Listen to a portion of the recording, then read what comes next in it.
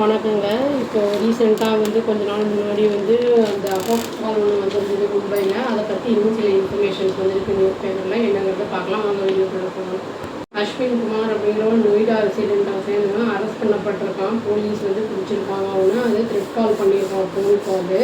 அதான் serial explosions நடக்க போகுது மகாராஷ்டிராவில் அப்படிங்கிற மாதிரி சொல்லியிருக்கான். அதான் ரிவெஞ்ச் எடுக்கிற அதாவது ஃபார்மர் ஃப்ரெண்டு பீகாரில் இருக்கிறவனை ரிவெஞ்ச் எடுக்கிறதுக்காக இந்த தவறான பிளானை அவன் இது எடுத்திருக்கான் அப்படிங்கிறத சொல்லியிருக்கான். ஒரிஜினலாக ஃப்ரம் பாட்னா 5 years முன்னாடி அவன் இங்கே வந்திருக்கான் அப்படிங்கிறத சொல்கிறாங்க. அஸ்ட்ராலஜி பிஸ்னஸை நடத்திக்கிட்டு இருந்திருக்கான். 2023 அவனோட ஃப்ரெண்டு ஃபிரோஸ் அகமது அப்படிங்கிற ஒரு சீட்டிங் கேஸை இவனோட குமாரை ஃபைல் பண்ணிட்டான். பீகார் புல்வாரி போலீஸ் ஸ்டேஷனில் அப்படிங்கிறத சொல்லியிருக்காங்க. இப்போ க்ளோஸ் டு ஒரு 4 மாதம் வரைக்கும் பிஹைண்ட் பார்ஸ் ஜெயிலில் 4 மாதம் அங்கே இருந்தேன் அப்படிங்கிறத சொல்லியிருக்கான். அதாவது டீப் கிரிட்ஜ் அதாவது வெறுப்போட காரணத்தினால என்ன பண்ணியிருக்கான்னா ஆப்பர்ச்சுனிட்டியை பார்த்துக்கிட்டே இருந்திருக்கான். அவனை திரும்பி அடிக்கிறதுக்கு அந்த ஃபிரோஸ் அகமது அப்படிங்கிறவனை இந்த குமார் அதனால் த்ரெட் மெசேஜ் தேர்ஸ்டே அன்றைக்கி மும்பை டிராஃபிக் கண்ட்ரோலுக்கு அனுப்பியிருக்கான் அப்படின்னு அதுவும் ஃபிரோஸோட பேரில் அனுப்பியிருக்கான். லைவ் பாம்பு இருக்குது பிளான் பண்ணியிருக்கு. அப்புறம் 14 டெரரிஸ்ட் எல்லாம் பாகிஸ்தான்லேருந்து இங்கே உள்ளே வந்துட்டாங்க அப்படிங்கிற மாதிரிலாம் இன்னொரு பேரில் போட்டிருக்கான். தன் பேரில் போடல.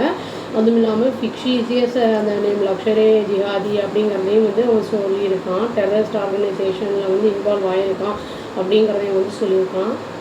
மெசேஜ் வாட்ஸ்அப் அந்த இதில் நம்பரில் போட்டிருக்கான். ரீசெண்டாக பர்ச்சேஸ் பண்ண ஃபோன்லேருந்து போட்டிருக்கான். அவனுடைய ஃபிரோதோட அந்த பிக்சரையும் போட்டு அதை கிளைம் பண்ணி அட்டாக் நடக்க போகுது. இம்பேக்ட் 1 crore ரெசிடென்ட்ஸ் அதை பாதிக்கப்படுவாங்கிறதையும் போட்டிருக்கான்.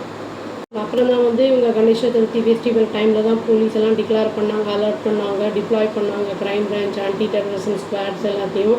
அப்புறம் லோக்கல் டீம்ஸ் எல்லாம் சென்சிட்டிவ் ஏரியாவெல்லாம் ஃபுல்லாக செக் பண்ணாங்க. இன்வெஸ்டிகேட்டர்ஸ் எல்லாம் ட்ரேஸ் பண்ணதுக்கப்புறம் அந்த மெசேஜ் நொய்டா அந்த இதுலேருந்து வந்திருக்குங்கிறத தெரிய வந்ததுக்கப்புறம் நொய்டா போலீஸ்க்கு அவங்க கான்டாக்ட் பண்ணி பேசி அப்புறம் இப்போ அரெஸ்ட் பண்ணியிருக்காங்க.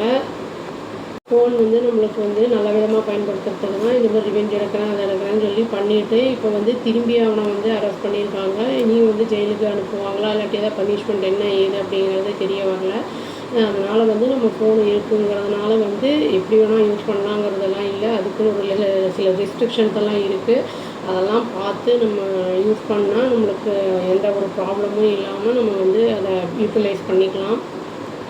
அதனால் நம்ம பெரியவங்க அப்படின்னு இருந்தால் சின்ன குழந்தைங்க கொஞ்சம் டீனேஜில் இருக்கிறவங்க அந்த மாதிரிலாம் இருக்கிறவங்க விளையாட்டாக பண்ணுறதுலாம் நிறைய அந்த மாதிரி நடக்கும்.